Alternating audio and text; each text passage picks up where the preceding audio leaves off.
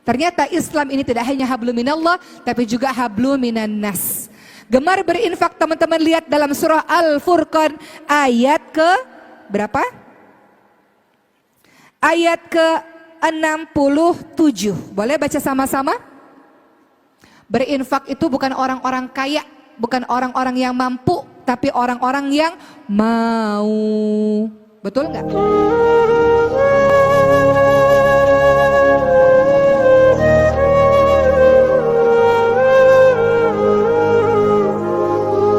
Teman-teman tahu doa bisa merubah takdir?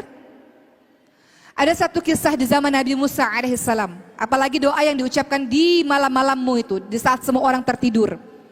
Pada zaman Nabi Musa alaihissalam ada seorang ibu yang setelah bertahun-tahun menikah belum dikaruniai anak. Kata ibu tersebut, wahai Nabi Musa, engkau bisa bicara kepada Allah. Sampaikan kepada Allah, aku ingin punya anak. Belasan tahun menanti anak, gak punya anak. Maka Nabi Musa alaihissalam bertanya dan berbicara kepada Allah, ya Allah, berikanlah wanita ini seorang anak. Kata Allah, gak bisa. Wanita ini ditakdirkan mandul, gak bisa punya anak. Beberapa tahun berikutnya, wanita ini datang ke hadapan Nabi Musa alaihissalam membawa seorang anak. Kata Nabi Musa, ini anak siapa? Kata ibu tersebut, ini anak saya. Kata Nabi Musa, bagaimana mungkin kau memiliki seorang anak padahal engkau ditakdirkan mandul? Maka Nabi Musa alaihissalam bertanya kepada Allah, ya Allah, apa ini? Engkau mengatakan ibu ini adalah seorang ibu yang mandul, mustahil punya anak. Tapi kenapa bisa punya anak? Kata Allah Subhanahu wa taala, karena doa yang dipanjatkan berulang-ulang pagi, siang, malam, setiap saat dengan penuh pengharapan dan keyakinan. Allah kabulkan doa itu, teman-teman semua. Allah kabulkan doanya. Kenapa? Dia tidak berputus asa dalam doa-doanya. Apalagi doa yang teman-teman ucapkan di sepertiga malam terakhir. Saat ini di antara kita semua, bahkan mungkin semua di antara kita punya persoalannya masing-masing. Engkau ingin minta tolong kepada Allah, kenapa enggak bangun sholat malam untuk angkat tanganmu berdoa? Dan jangan sekali-kali kau mengatakan aku sudah berdoa tapi engkau tidak kabulkan ya Allah. Kata Rasulullah, itu orang yang terburu-buru dalam berdoa. Allah hendak mengabulkan sebentar lagi, kenapa engkau berhenti dalam doamu? Teman-teman lihat dalam surah Maryam, kita lihat Nabi Zakaria alaihissalam. Surah Maryam itu surah ke-19 dalam Al-Quran. Lihat apa yang dilakukan oleh Nabi Zakaria alaihissalam. Nabi Zakaria alaihissalam itu adalah seorang nabi yang sudah tua renta, istrinya mandul. Tapi apa kata Nabi Zakaria alaihissalam? Teman-teman lihat dalam surah Maryam ayat ke-3 sampai ayat ke-4. Ini berkaitan dengan Qiyamul Lail yang di dalamnya ada doa. Ciri orang-orang soleh gak pernah ninggalin Qiyamul Lail dan selalu berdoa kepada Allah Subhanahu wa taala. Karena dia tahu gak mungkin menjalankan kehidupan ini tanpa pertolongan Allah. Dan kekuatanmu, senjatamu ada dalam doa-doamu yang kau panjatkan kepada Allah Subhanahu wa taala dengan penuh pengharapan. Nabi Zakaria sudah tua puluhan tahun berdoa, bukan setahun 2 tahun teman-teman semua. Nabi Zakaria alaihissalam puluhan tahun berdoa. Apa kata Nabi Zakaria? Dalam surah Maryam ayat ke-3 sampai ayat ke-4. Nabi Zakaria mengucapkan, yaitu ketika dia berdoa kepada Tuhannya dengan suara yang lembut. Kata Nabi Zakaria, ya Tuhanku, sungguh tulangku ini telah lemah. Ya Tuhanku, sungguh kepalaku ini telah dipenuhi oleh uban-uban. Rambutku ini sudah memutih, namun aku belum pernah kecewa dalam berdoa kepadamu ya Allah. Apa maksudnya? Puluhan tahun aku berdoa ya Allah, enggak pernah aku kecewa. Walaupun kau belum kabulkan doaku, enggak pernah aku berhenti dalam doa-doaku wahai Allah. Itu kata Nabi Zakaria alaihissalam, yang akhirnya teman-teman lihat Nabi Zakaria alaihissalam pada akhirnya dikaruniai anak ketika istrinya sudah tua dan mandul. Gak ada yang mustahil bagi Allah Subhanahu wa taala. Bangun di salat malammu, bangun walaupun hanya 2 rakaat saja, dan kau saksikan banyak dalam kehidupanmu akan ditolong oleh Allah Subhanahu wa taala. Kenapa gak bangun? Gak perlukah kepada Allah Subhanahu wa taala? Kenapa gak bangun? Kenapa malas untuk bangun? Kehidupanmu susah, kehidupanmu tidak mudah. Hanya Allah yang bisa menolong kehidupanmu. Maka teman-teman sekalian, sholat malam ini sangat utama setelah sholat wajib tentunya. Karena sholat malam ini adalah sholat yang dimana kita bisa khusyuk, kita berdua-duaan dengan Allah Subhanahu wa Ta'ala. Kesibukan kita berkurang dari hiruk pikuk dunia. Sholat malam ini dilakukan pada saat semua orang beristirahat. Sholat malam ini bagi sebagian orang, mereka memilih untuk tidur dibandingkan dengan bangun untuk sholat malam. Sholat malam berat, sangat berat, kecuali bagi orang-orang yang khusyuk dan mengharapkan perjumpaan dengan Tuhannya. Jadi ciri orang-orang saleh, engkau ingin mencapai cita-citamu. Tema kita pada hari ini, mencapai cita dengan cinta. Gimana bisa mencapai semua cita-cita tanpa melibatkan Allah di dalamnya, teman-teman semua? Maka ingat tadi, doa bisa merubah takdir dan doa itu memiliki kekuatan yang sangat dahsyat. Bangun, bangun teman-teman semua. Teman-teman lihat dalam surah Muzammil ayat 1 sampai 4.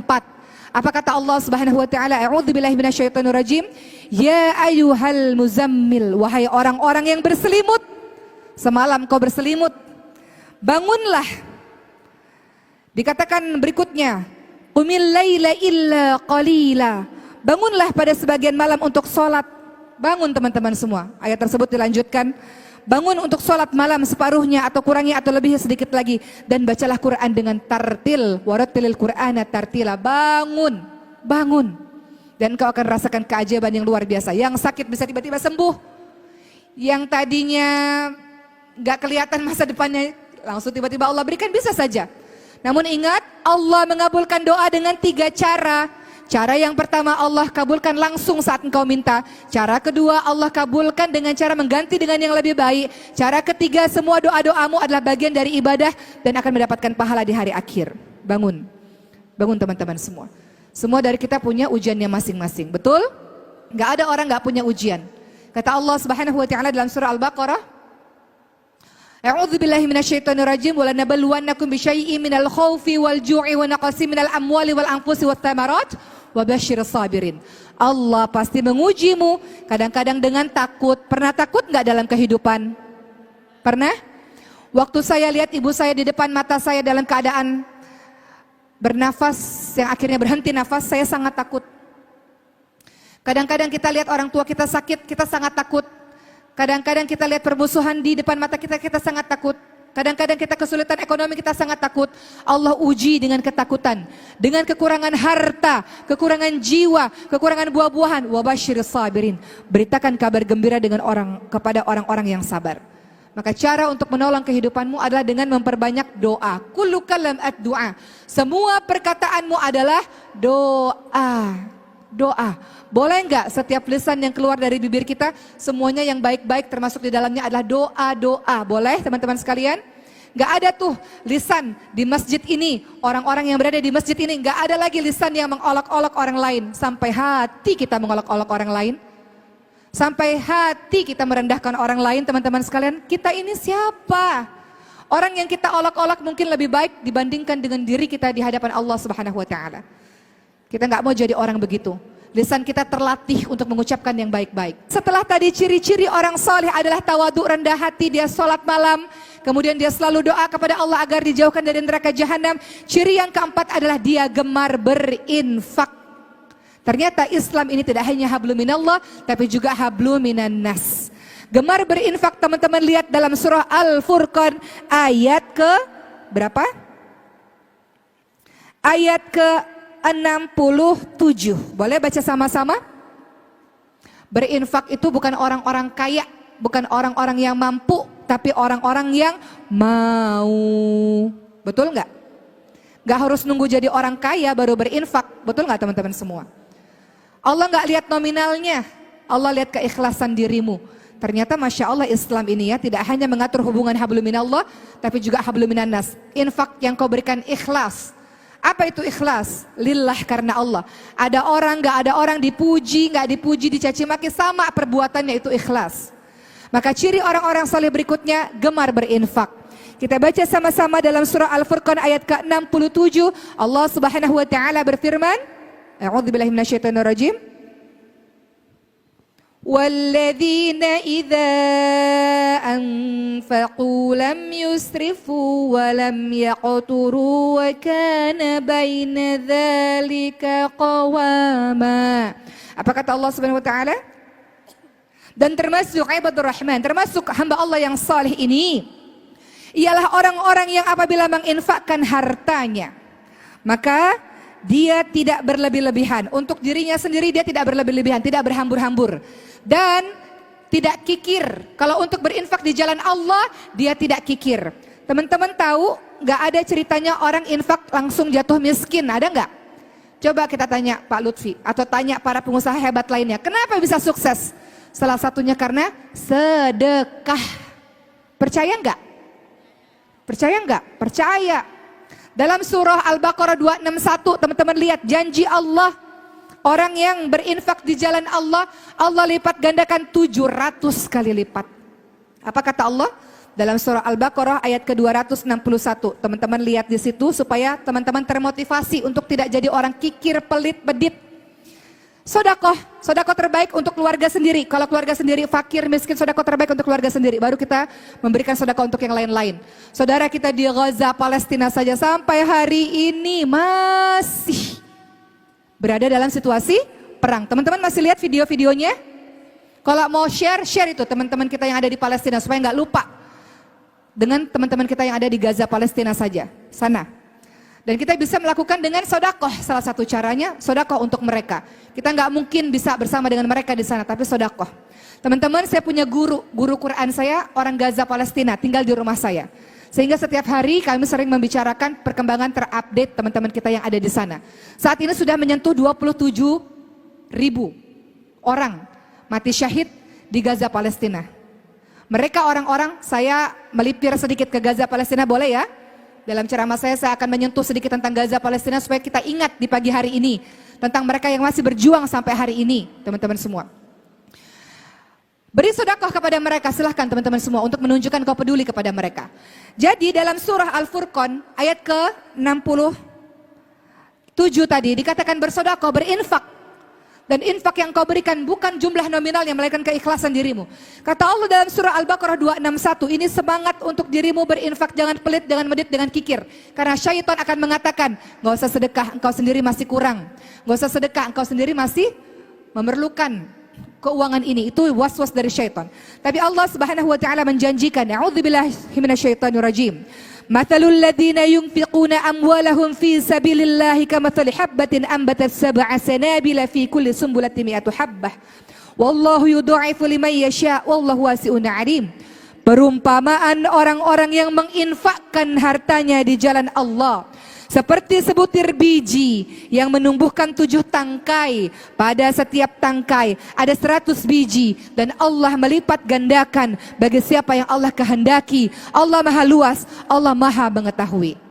Jadi ciri-ciri orang saleh berikutnya, infak, bersodakoh. Kepada siapa? Orang terdekat lebih utama. Setelah orang terdekat engkau tolong, baru orang-orang di luar sana, termasuk teman-teman kita di Gaza, Palestina sana. Maka kalau engkau ingin berkoar-koar di sosial media, ramai di sosial media, ramaikan teman-teman kita di Gaza, Palestina. Mereka para jurnalis mengambil berita dengan mempertaruhkan nyawa mereka. Kita hanya sekedar share saja teman-teman semua. Jadi itu salah satu dakwah yang bisa kita lakukan. Kalau nggak bisa sedekah, setidaknya share berita-berita itu sehingga orang-orang masih terbangun dan masih aware, masih ingat dengan teman-teman kita di Gaza, Palestina sana yang menjaga masjid kita, Masjidil Aqsa. Berikutnya, teman-teman lihat dalam surah Al-Furqan 68. Ini juga saya mau bahas agak panjang sedikit. Ciri-ciri orang saleh berikutnya adalah dan orang-orang yang tidak mempersekutukan Allah dengan sembahan yang lain, tidak musyrik, tidak membunuh orang yang diharamkan oleh Allah kecuali dengan alasan yang benar, dan tidak berzina. Hari ini saya mau bahas sedikit tentang zina karena dekat dengan kehidupan muda-mudi. Allah tidak pernah mengatakan jangan berzina. Allah katakan jangan dekati zina. Wala taqrabu zina, innahu kana fahisya wa sa'a sabila. Jangan dekati zina. Bukan jangan berzina.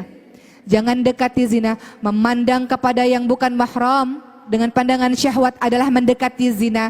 Tangan menyentuh kepada yang bukan mahram dengan syahwat adalah mendekati zina. Kaki melangkah ke tempat yang bukan mahram dengan syahwatmu itu adalah mendekati zina.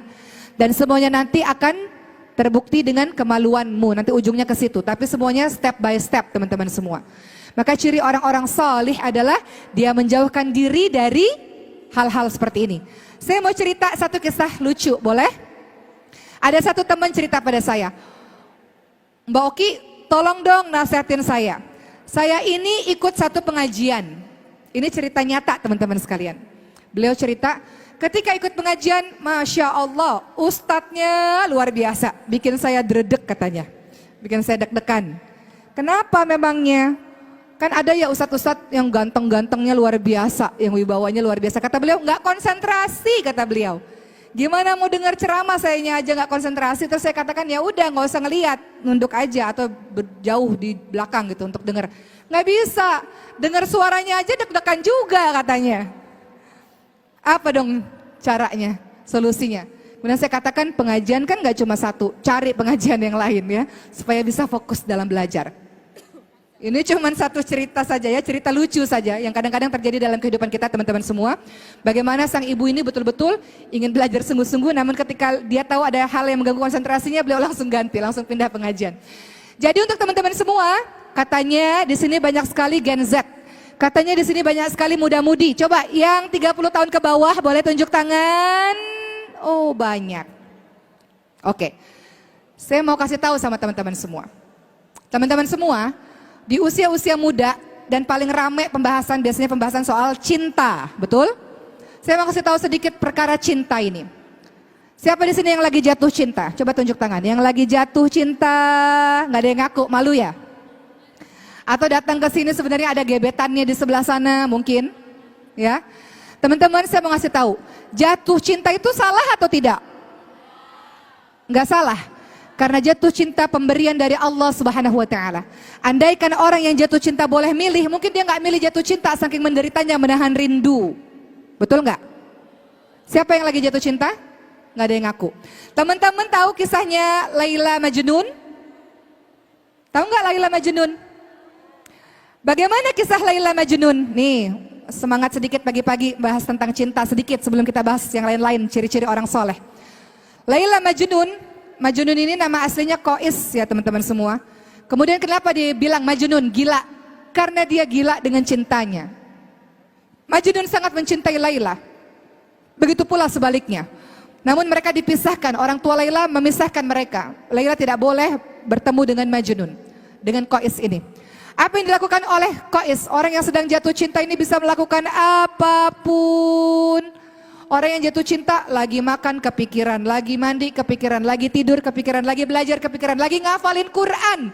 Kadang-kadang tuh wajah ada di lembar-lembar ayat suci Al-Quran kita. Kadang-kadang orang jatuh cinta begitu. Menderita enggak? Menderita. Makanya obat orang yang jatuh cinta adalah menikah. Obat orang yang jatuh cinta. Tapi kalau belum bisa menikah, dengan berpuasa. Untuk menahan dirimu. Bagaimana kisah Majnun ini teman-teman semua? Selalu mencari kabar tentang Laila, bahkan pada satu ketika sampailah dia di rumahnya Laila. Apa yang dilakukan oleh Majnun, yang dilakukan oleh Qais ini? Memeluk rumahnya Laila, memeluk tembok rumahnya Laila. Kata orang-orang, Majnun, kamu gila, kamu gila. Masa memeluk tembok? Apa kata Qais, apa kata Majnun? Aku bukan memeluk tembok, aku bukan mencintai tembok ini, namun aku mencintai sang pemilik rumah ini, sang pemilik tembok ini. Orang-orang kalau jatuh cinta ngelihat rumahnya aja udah bahagia. Bener nggak? Ngelihat sendalnya aja udah bahagia. Ya teman-teman sekalian ya. Bener kan ini yang terjadi kepada Majnun. Cintanya membuat dia sangat tersiksa. Sampai akhirnya singkat cerita, suatu ketika dikabarkan Laila meninggal dunia, Majnun datang ke kuburnya Laila dan menangisi tentang cintanya yang sudah tiada, dan akhirnya Majnun pun meninggal dunia di situ. Singkatnya begitu. Ini dahsyatnya orang-orang yang jatuh cinta. Makanya cinta ini dikatakan sebagai sebuah penyakit cinta. Kalau engkau tidak mampu untuk mengontrolnya. Di ayat Quran surah Al-Furqan ayat 68, ya Allah, disebutkan orang-orang soleh itu dia tidak berzina. Makanya banyak hadis-hadis yang mengisyaratkan bagi mereka-mereka yang mampu menjaga dirinya, Allah berikan ganjaran luar biasa. Teman-teman ingat, ada 7 golongan orang yang dinaungi di padang mahsyar. Siapa mereka?